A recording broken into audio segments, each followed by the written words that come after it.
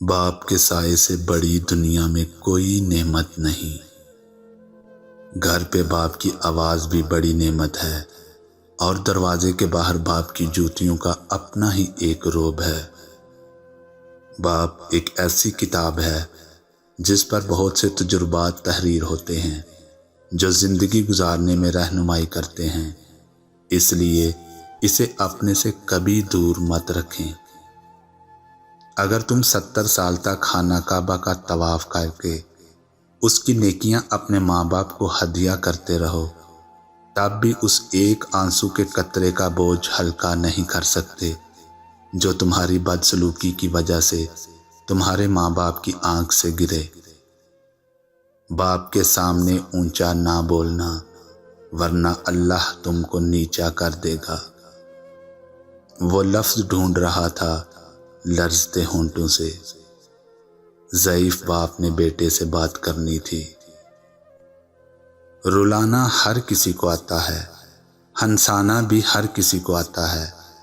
رلا کے جو منا لے وہ باپ ہے، اور جو رلا کے خود بھی رو پڑے وہ ماں ہے۔ باپ کی موجودگی سورج کی مانند ہے۔ سورج گرم تو ضرور ہوتا ہے، مگر سورج نہ ہو تو اندھیرا چھا جاتا ہے۔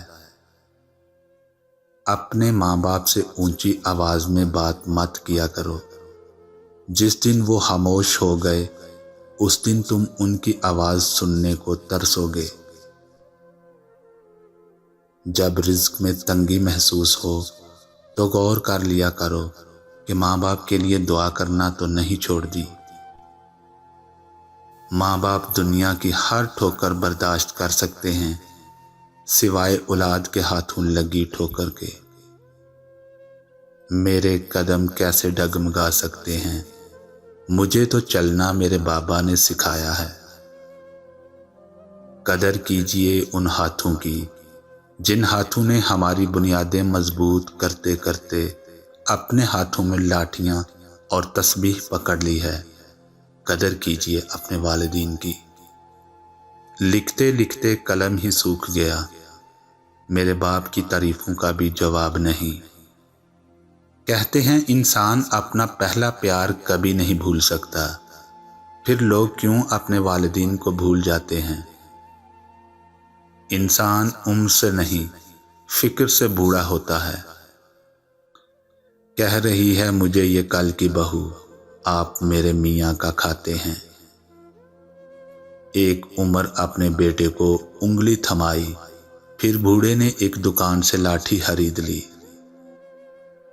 باپ ایک ذمہ دار ڈرائیور ہوتا ہے جو گھر کی گاڑی کو اپنے خون پسینے سے چلاتا ہے۔ والدین کے چہروں پر محبت سے نظر کرنا بھی اللہ تعالیٰ کی خوشنودی کا موجب ہے۔ جہاں خواب و خیال چھین لیے جاتے ہیں وہاں اس سے کوئی فرق نہیں پڑتا کہ ہم انسانوں میں جی رہے ہیں یا جانوروں میں۔ اپنے باپ کا حکم مانو تاکہ خوشحال ہو سکو۔ باپ ایک مقدس محافظ بھی ہے جو سارے خاندان کی نگرانی کرتا ہے۔ کبھی باپ کے آنسو تمہارے دکھ سے نہ گریں، ورنہ رب تم کو جنت سے گرا دے گا۔ والد کی سختی برداشت کرو تاکہ باکمال ہو سکو، تاکہ خدا تم کو دنیا میں بلند کرے۔ والد ایک کتاب ہے جس پر تجربات تحریر ہوتے ہیں۔ ایک مدت سے پکارا نہیں ابو کہہ کر، ایک مدت سے ہوا یہ لفظ رخصت گھر سے۔ کبھی وقت ملے تو اپنے والدین کے چہرے کی طرف دیکھنا، آپ کو پتہ چلے گا کہ آپ کا مستقبل بناتے بناتے وہ خود کتنا ٹوٹ گئے ہیں۔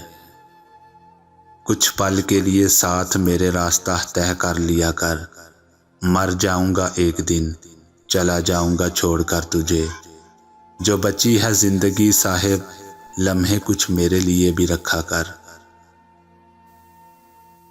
اگر ہو گود ماں کی تو فرشتے کچھ نہیں لکھتے، جو ممتا روٹھ جائے تو کنارے بھی نہیں ملتے۔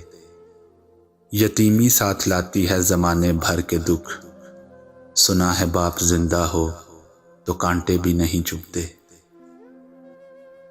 जिंदगी की कहानी का सबसे मुश्किल किरदार बाप है और इस जिम्मेदारी को बाप के सिवा कोई नहीं निभा सकता।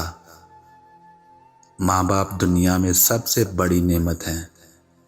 माँ ना हो तो दिल को दिलासा देने वाला कोई नहीं होता, और अगर बाप ना हो तो जिंदगी की दौड़ में अच्छा मशवरा देने वाला कोई नहीं होता।